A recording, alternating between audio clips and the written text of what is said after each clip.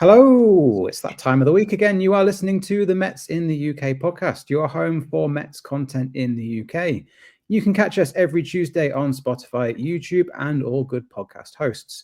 You can find us on Facebook, Instagram, Blue Sky, Threads, and X at Mets in the UK, or use the hashtag MITUK to get involved. Now, as is the case with the Mets and their bullpen manipulation, we've had another shuffle this week. Jo is back from her holiday. I'm joined by Tracey, and now Toria's on the IL. She's out for this week. How you doing, Jo? Nice holiday? It was very nice, thank you. Do I look brown?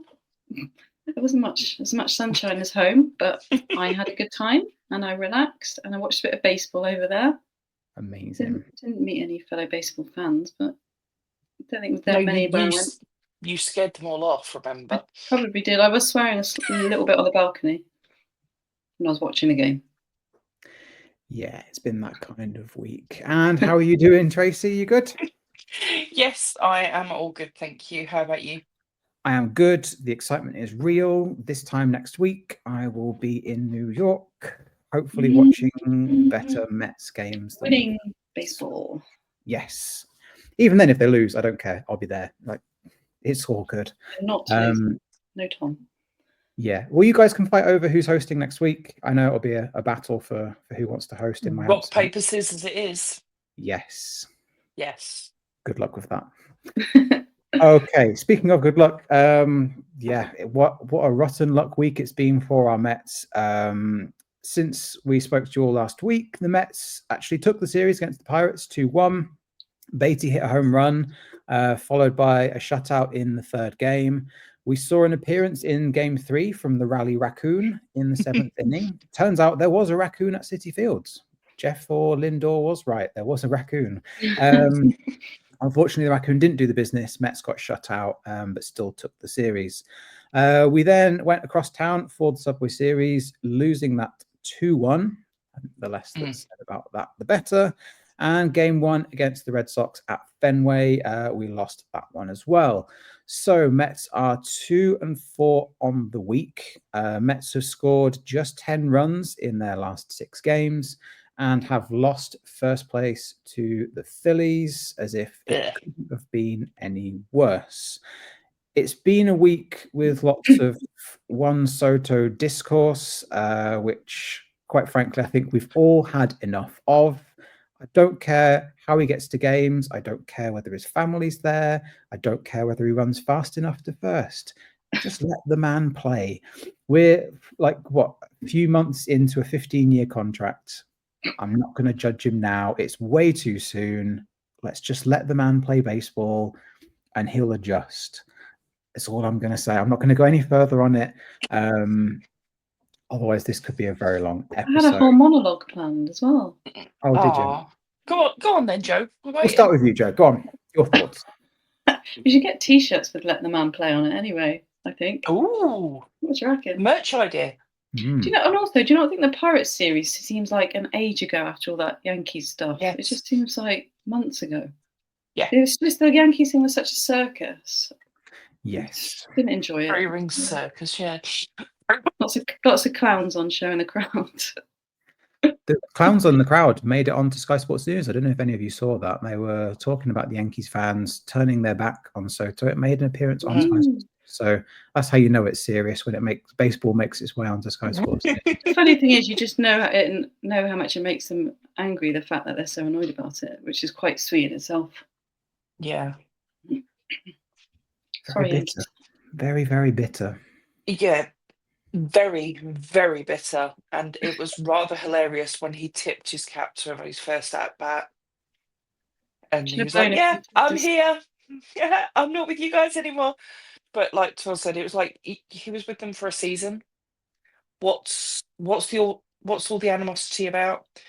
And I saw a tweet earlier that said something about, why aren't they asking Clay Holmes what it's like to play on the other side of town? Why aren't they asking other players who've played for both, like Terens, Holmes, players like that? Why is it so different? Are you bitter? Are you with the little brother? That's my monologue you're stealing. Well, sorry, I'm stealing your monologue. Yes, but it's true though. they just proved how classless they are. Agreed. Yeah. So did we actually watch any games? Obviously, this is difficult without our night owl here to talk about every minute of every game. Did we watch any of the baseball over the last week? I think we all caught a bit of the day game, didn't we, against the Yankees, which is almost enjoyable, actually, that one. A little bit rocky and painful. It's almost enjoyable. Yeah. But that's the extent of it over here. And the night owl. I stayed up till I think 2:30 for the Friday night into Saturday morning game. And when we started losing quite badly, I was like, oh, I think I'll be going to bed now. Yeah. Yeah, we've not been blessed with a lot of UK-friendly baseball over the last week. It has been quite difficult, unless you are a night owl, to stay up and watch the games. Probably for the best of how things have gone. But, you know, there's still plenty of time to turn it around. There's still a lot of baseball. No team has ever lost the World Series in May. We're all good. I can't even say I'm surprised, because Mets Twitter loves a meltdown, and it was due. It's been interesting reading, that's for sure. But in all honesty, I don't actually think all hope is lost. You know, it is a roller coaster. We know it's going to bounce back up again. Things will turn around. The bats will go hot again, and even Steve Cohen said this not too long ago in that tweet of his. This is bound to happen, and we all know it's a long season, and we've said it before on the show many times. So, you know, we've got some interesting games coming up, and we'll talk about that sort of later in the episode. One thing I did want to share about the panic on Soto, some stats, because I know there's some stat nerds out there.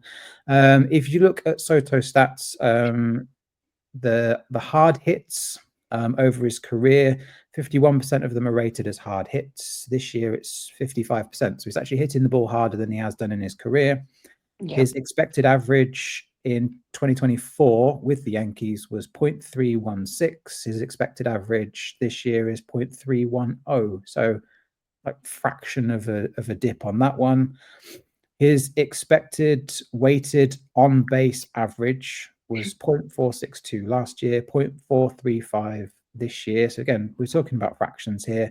Weighted on base, if you don't know, is when it's factoring in fielding. So if you've got a particularly elite fielder that stops a lot of the person's hits, that's factored into the on-base average there. And Soto's expected slugging of 2024 was 0.646. This year, the expected slugging is 601. So they're all close or better than his career. Excuse me. Can I ask a Soto stat question, please? Go on. When I want to know when the ERS will return, which is the expected return of the shuffle, because where's the shuffle gone? The shuffle. What's the ERS approximation date? I'd love to see a shuffle next week. Hopefully he's saving it for you. Maybe he's like, he knows I'm coming and thinks I'll save it for when Tom comes. Yeah, because I know Tom will enjoy a shuffle. Oh yeah, absolutely. Who doesn't enjoy a Soto shuffle? Silence. I was expecting no, just got silence. That's fine. Yeah, I mean, the Soto shuffle is the least of our concerns, really, isn't it? You know, we want to see him hitting. We want to see him driving in some runs. That would be nice. If you can do that without the shuffle, great. You know, but we'll see. It'll take time, and I think it's important to remember as well that we saw this with Lindor in his first year. It took him a while to adjust. If you go back even further, Beltran took a while to adjust. This does happen. It's not so that you don't walk into Citi Field and instantly start raking it. It's quite rare. And you've got to also remember that Soto is coming from playing a year at Yankee Stadium where they've got that ridiculous short bit in right outfield. There's that home run that the Yankees scored that would only have been a home run there. Like 29 of the other 30 baseball grounds, it would not have gone out for a home run. It would have been a double at best. So he's had to adjust because he's used to pulling the ball to right field for the short porch. Now he's not got that option at Citi Field. He's got to change the way he hits the ball. So I'm not surprised in the slightest. Yeah, I agree with you. And it's like different teammates, different ethos. And it's like when you settle into any new job, it takes time. Yeah, absolutely. Definitely. Find his besties in time as well, and they'll come together in a happiness home run flurry. Yes. Yeah, I think my final bit on this as well is if he's raking in October and we're, in the postseason, no one's going to remember a few dodgy at-bats in May. No one's going to Well remember. said. We'll move on. Unless you've got anything else you want to add. No. All good. All good. Cool. Okay, moving on to the news. There's been a few bits over the last week. Some of this you might have missed. Steve Cohen's plan for Metropolitan Park has cleared the next hurdle last Tuesday when the New York State Assembly voted in favor of his proposal, 138-7. Means Cohen is now closer to his $8 billion plan. That includes a casino near Citi Field. It's also understood that one of the people that were previously bidding for a casino in New York State have withdrawn their bid. So that also helps Cohen and his plans. Means we're one step closer to a nicer area around Citi Field. Yay for that. Mets made a signing. We've got Jose Castillo from Arizona in exchange for our good friend cash considerations. In a corresponding move, Kevin Herget was DFA'd, recently made an appearance for us in relief. Castillo has a 5.21 career ERA. Not looking good. He's out of options, but this could be another Stearns bullpen reclamation piece. And in a move that surprised absolutely no one, Kevin Herget was then picked up by the Braves on Sunday because there's nothing the Braves love more than signing our DFAs every year. Yeah. They're also really bitter, those Braves. Mets optioned Dedniel Nunez to AAA to add Castillo to the roster as the week went on. Worryingly, Tyler McGill is now a 7.23 ERA in his last 4 starts. McGill's made his usual amazing start to the season and has fallen off a cliff. Not some of his best outings lately. He's allowed 18 hits, 11 walks, and 3 home runs in 18 innings pitched during that span. The reason why this is worrying is you've got Paul Blackburn soon to come back from injury. I know the Mets have talked about a six-man rotation, but we've also got Montas, who's beginning to throw now. Manaya's not too far off as well. Looks likely, if this carries on, that McGill will be the first casualty once the other starters come through. It'll be an easier choice than it was a few weeks ago. Yeah. Yes, absolutely. The Mets have released veteran outfielder Billy McKinney from Syracuse. McKinney not doing well down in AAA, so they have let him go for the second time. He was obviously with the Mets not that long ago. Bless. Jose Iglesias was seen with a brown and gold OMG sign for the Padres. Yeah. Our friend Jerome, JMac Customs, very quick to point out he did not make the sign, and then pointed out that it was clearly acrylic and not to the standard of his signs. An OMG sign, Jerome's your guy. Yeah, it seems like Iglesias is missing being a Met, dragging the OMG sign out once more. I'm gonna throw this out there. Some David Peterson appreciation. He owns a 2.78 ERA over his last 31 starts, which, considering there was a time when a David Peterson start filled everyone with dread, I'm delighted that he's turned it around. Another fantastic outing against the Yankees. Really strong from him again. Really seems to have got a handle on things. So well done to David. Long may that continue. Definitely. Any other thoughts on the news from the last week before we get into the questions? Tracy? The Metropolitan Park is a really good thing.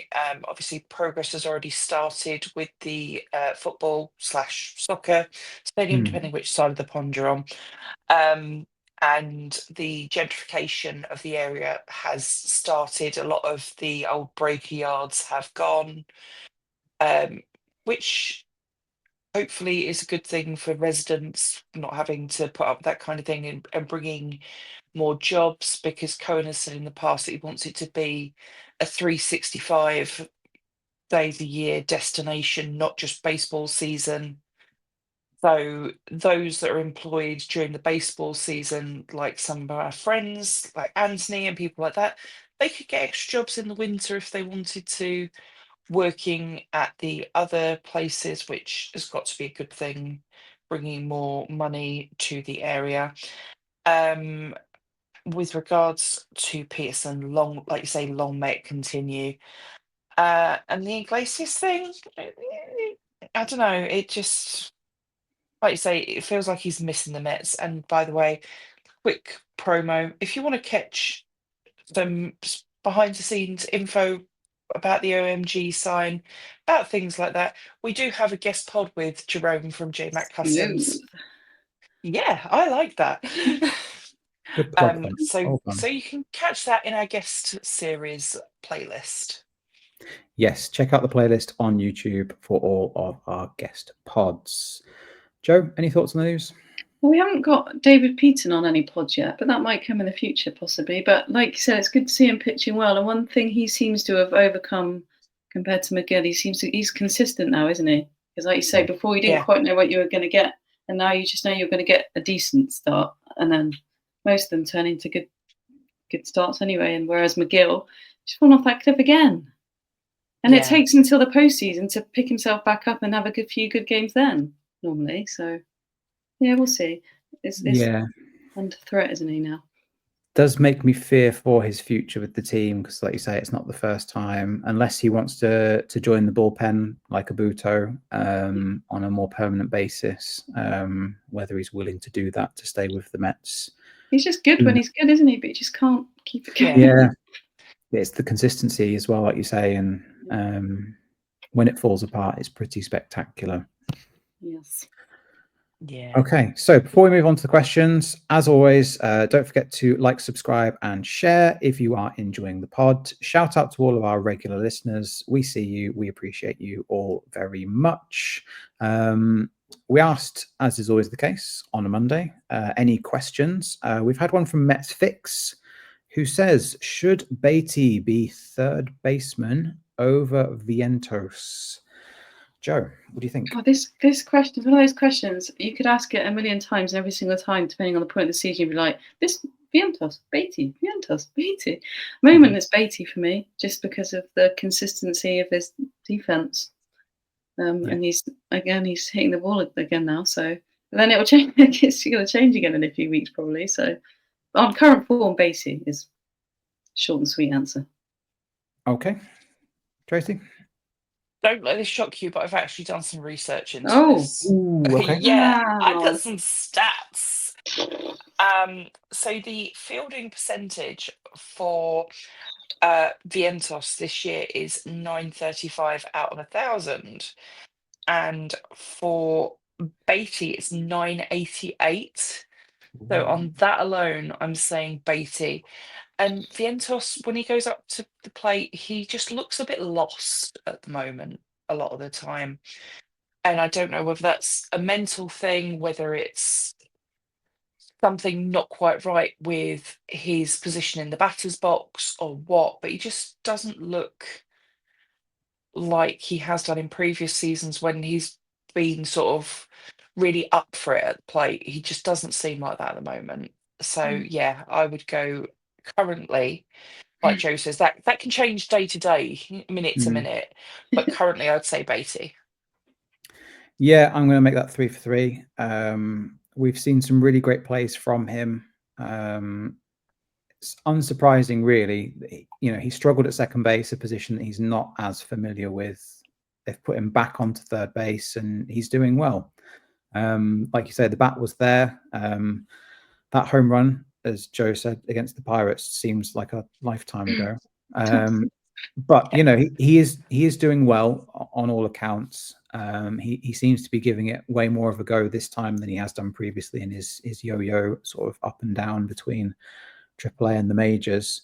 I almost wonder with Vientos, other than being a DH, I wonder whether first base is his best position. I feel like that could be something they could, to give Pete the odd off day, or maybe put him onto the DH, maybe give that a go. I still feel like there's a place for Vientos in the team. I don't feel like he needs to be sent down to AAA. There's nothing he needs to prove there. It's just about finding what else he can bring to the team other than being just a DH. Because I can't see that as being particularly exciting. He's not a Schwarber type hitter that's constantly hitting bombs. So I think, maybe a few reps at first base is probably the best thing that we can hope for there. He looked so confident in the postseason, though, didn't he? He just needs to find that bat, because every time he came to bat in the postseason, you're like, yeah, come on, something's going to happen. Yeah. But now it's flipped completely, hasn't it? And it's like, well, he's become the rally killer, which is really sad to see. Swaggy V's lost his swag. Swaggy V, Shabby V. A bad time as well, because I saw that I forgot to add it to the pod notes, but Ronnie Mauricio has been doing really well in AA, and the Mets have now promoted him up to AAA. So he is effectively now in waiting for his opportunity to come back up to the majors, which is great to see. Obviously after his injury, quite a serious injury for Ronnie, it's great to see him back playing baseball and doing well at it. Okay, question 2 from Positive Jeff in Arizona. What is everyone's favorite jersey to wear? He's not said whether it has to be past or present on this one, so I'll let you have your own take on this.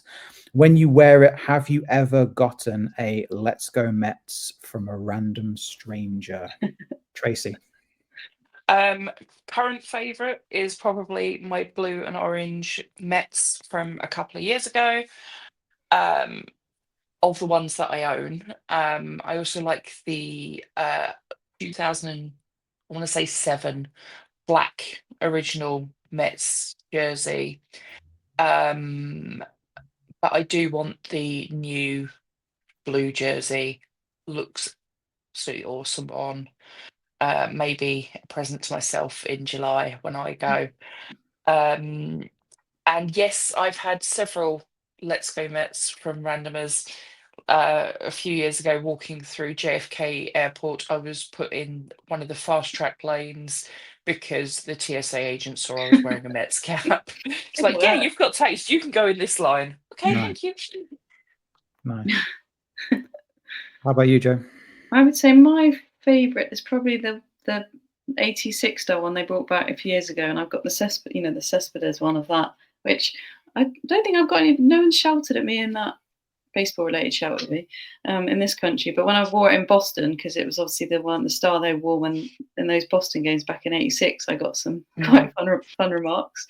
But normally it's the other way around. For example, like when we go to the London series, Tracy, we're normally shouting "Let's go Mets" at random people there, aren't we? Yes. Yeah, first London series, me and Jo were like, oh, look, another Mets fan in the wild. In the wild. So they got, if anyone got shouted at back then, that was probably us. Yeah. Was that the Yankees Red Sox London series? Yeah. Very first one. The OG. So, yeah. It was shouted at by 2 wild looking women. It was us. Yes. Probably. To answer Jeff's question, this is a really tough one because the Mets have had some really good jerseys over the years. My favorite one was the one that they retired fairly recently. They had the previous blue road jersey, the one that said New York in the silver on it on the front. Yeah. Basically, like if you're watching the video version, like what Tracy's wearing, but the road version that said New York on it. Absolutely loved that one. Yeah. Never managed to get one whilst they were in production, but I absolutely love that one. I've had plenty of Let's Go Mets whilst in New York. There was the last time I was over there a couple of years ago, walking through Central Park, and I had loads wearing just a Mets t-shirt and a hat. I've never had one in the UK though. Never had a Let's Go Mets. But around here, I tend to see like Cubs or those kind of jerseys, and I don't think they're the kind of people that would go "Let's Go Mets." So that would be my answer on that one. Similarly linked, that's a nice tie-in here. All of the City Connect jerseys for 2025, the refresh from Nike, they've all been put out. We had a question from Mary, who has sent in another one of her great questions. Of the new 2025 City Connect jerseys, which one is the best? For those of you playing along at home, we've seen ones from the Red Sox, the Rockies, the Diamondbacks, the White Sox, the Astros, the Nationals, the Marlins, and the Giants. So there are 8. To make this easier, in case you are listening to the audio version of the pod, I will put the image under the tweet so you can see them for yourself, because I'm not going to describe them. That would be cruel. So I believe, Tracy, our night owl has already answered this question. I want this to be first, because this has really, really irked me before we started the show. What crimes Toria committed? Toria says that she hates the Astros one. Fine. She really dislikes the Red Sox one. No. The Rockies is okay, and her favorite, best out of a bad bunch, is the Nationals, because at least it has something to do with the city. She's on something, that girl. She's been drinking. But she prefers the original Cherry Blossom one. Of her really shocking take, and shame on you, Toria. Shame on you. I agree. I'm sure she'll love listening to this. The Nationals did have a better first one. Yes. I will agree with that. But the rest of that take is horrendous. The Nationals is just by far not the best of the 8. Toria, bless you. Yeah, that's a less common L from Toria there. Jo, what are your thoughts? Which one's your favourite out of the 8? Well, I think there's a no doubter winner. It's got to be the Red Sox one, the Green Monster inspired beauty that is their one. I'd almost want to buy it myself. Yeah, absolutely. As they say in these parts, it's lush. Absolutely. And then the Rockies one, that's like a cartoon one, so I'm not even going to take that seriously. The Chicago Red, whatever that basketball thing is, that's just it's the Bulls, isn't it? It's the Red Bulls inspired. Giants again. Giants is another cartoon one. The Washington one's all right. Miami one's all right. They're all a bit meh. So it's literally just that Red Sox one for me, because it's beautiful. Love it.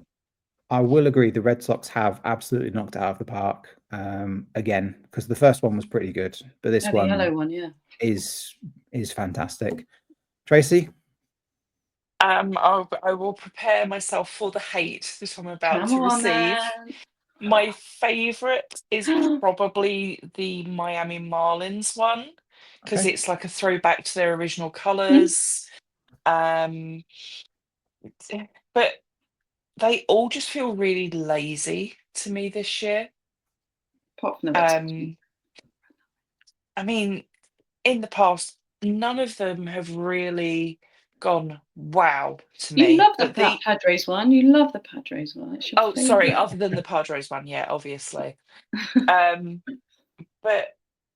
I don't know. It just feels really lazy compared even to the last release of City Connect. And shame on you, Nike. You could have done better. They're either really, really good generally, aren't they? The odd one, and the rest are just like meh. Yeah. I find it interesting that we've got the White Sox one looks like the Bulls. And the Marlins one is very similar. The Heat had a similar jersey. They started off the whole Miami Vice trend. So it's very interesting. There's a couple of them that are basketball themed. For me, and this is going to be the controversial one, after the Red Sox, my favorite's actually the Rockies one. I really like the color scheme. I like the fact that it's something different.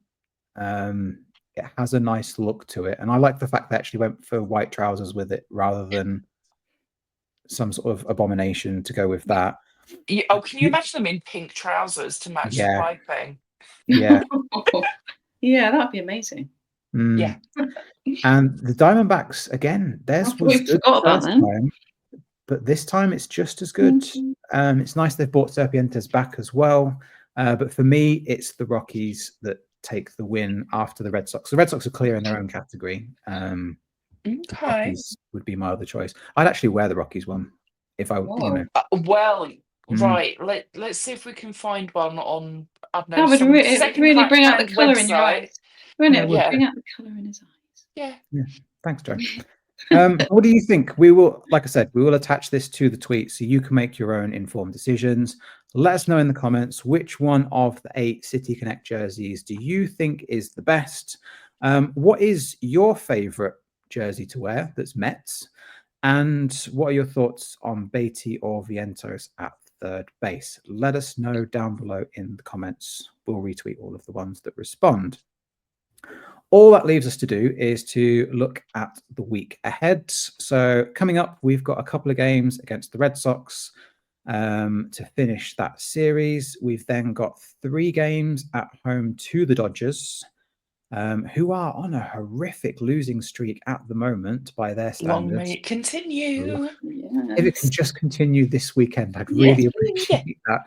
And then the first of the White Sox games, the Monday one is just UK friendly, Memorial Day, so it's a 4 o'clock start in the US, so 9 o'clock start here in the UK. That's doable, isn't it?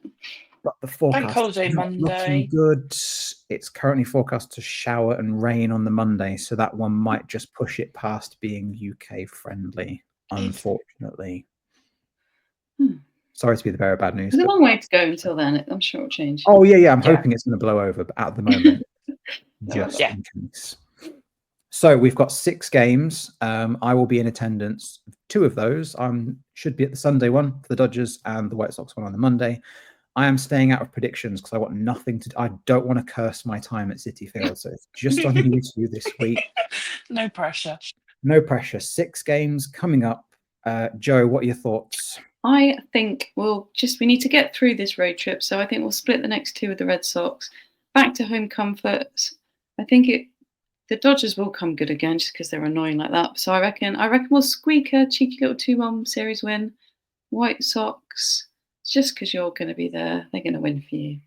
So that's 4-2 to the Mets over the next week for I Joe. think we'll find our mojo again. Thank you. I hope. I'm touching the wood on my table. I'm praying for a good trip. Tracey, what about you? I'm going to say exactly the same as Joe. I think we are going to find our mojo because it's there. It's hiding in someone's back pocket somewhere. And and we are going to just get back in the New York groove and bring it back. But who knows, because my record on predictions has been notoriously bad. We got it wrong last week as well. Yeah. We were like, 3-3 if we're pessimistic, and look where that got us. So don't take our advice. Certainly don't bet on us and what we're saying, because we know nothing. Can't all be oracles, can we? Yeah. No. Only me. Okay. And on that note, we will end the pod there. Thank you all for listening. Like I said before, don't forget to like, subscribe, share, so we can bring more of this amazing content to people across the UK, Europe, and beyond. We will be back same time next week for another pod. And all that leaves us to say is, let's go Mets. Let's go Mets.